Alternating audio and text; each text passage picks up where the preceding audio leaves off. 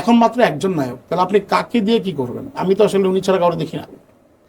আচ্ছা, এখান থেকে আমার হঠাৎ করে মনে পড়লো, সেটা হলো যে আপনি ভীষণ নাকি ভালো মিমিক্রি করেন। তো এদিকে আমি চাই যে আপনি একজনের মিমিক্রি করেন এবং দর্শক গেস করবে সেটাকে। আমি একটা প্রোগ্রামে ওনার সাথে আমার মানে দেখা হয়েছিল, এটা আমি যেহেতু আমরা ডিভিশনাল মেম্বার ছিলাম, তো উনি আমাদের কোনো কারণে একটা মেম্বারের কাছে আসছিলেন আর কি। তো আমাদের এক বড় ভাই ছিলেন, উনি খুব কাছের ছিলেন আর কি। তো উনি ওনাকে বলতেছেন এরকম, নিয়ামুল, সিদ্দিক কোথায়? সিদ্দিক, সিদ্দিক আসে নাই, সিদ্দিককে ডাইকা নিয়ে আসো। নিয়ামুল, সিদ্দিক আসে নাই। আমি বুঝ জানেন কে? বুঝে নিতে হবে, ডেফিনেটলি আপনারা কমেন্ট করবেন যে চিনতে পারলেন কিনা। সব পরিচিত। সবার পরিচিত। কিছু মানুষ একটা কথা বলেন, আমি অ্যাক্টর না, কন্টেন্ট ক্রিয়েটর। এই এই বিষয়টা কিভাবে কাজ না দেখেন? থাকলে ভাই এরকম হয়। হয়তো আমি মজার ব্যাপার বলি, ধরেন আপনি খুব সুপারস্টার ছিলেন একসময়, এখন আপনার কাম নাই, কি আপনার ফোন করে না? তো যখন বলে ভাইয়া আপনার কি 19-20 তারিখ, ভাইয়া খুব ব্যস্ত ভাইয়া, এত ব্যস্ত, উফ, আচ্ছা দাঁড়াও আমি দেখে বলতেছি, 5 মিনিট পর ফোন দাও, হু দাই পৃষ্ঠা পৃষ্ঠা সব কিন্তু সাদা, কিছু না। তারপর বলে হ্যাঁ, ভাইয়া 19 তারিখটা দিতে পারবো, 20 তারিখটা আদাবেলা, হ্যাঁ ঠিক আছে ম্যানেজ করে দিচ্ছি।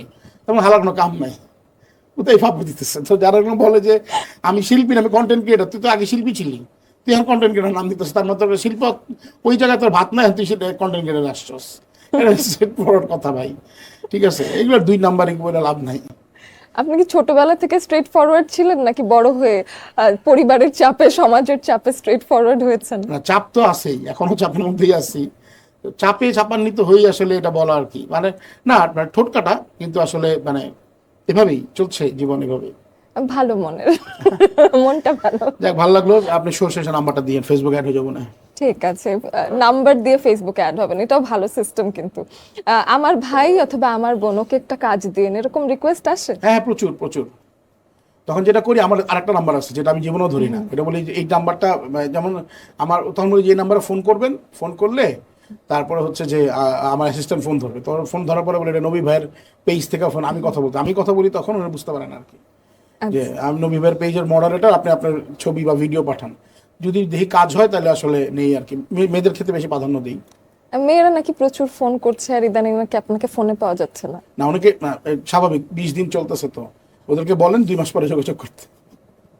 2 মাস পরে, ঠিক আছে। তাহলে ডিয়ার গার্লস, আপনারা যারা আসলে শহীদুল নবীকে রিসেন্টলি ম্যারিড অবস্থায় দেখে বা তার নতুন ম্যারিটাল স্ট্যাটাস দেখে মন ভেঙে বসে আছেন, 2 মাস পরে আপনারা একটা কল দিতেই পারেন। না, কারো মন মন ভাঙি নাই, ওদেরকে সান্ত্বনা দিয়ে রাখছি যে তোমাদের একটা সান্ত্বনা পুরস্কার আছে, তোমরা রাখো আপাতত, আমি একটু ধরো ঢাকার বাইরে আর কি। একটা ওয়ান্ডারফুল র্যাপিড ফায়ার হলো, এবং এই যে ঠোঁট কাটা জবাবের জন্য আপনাকে একটা গিফট দেয়াই যায়। Thank you. চলেন তাহলে একটা গিফট দেই। দীপ্ত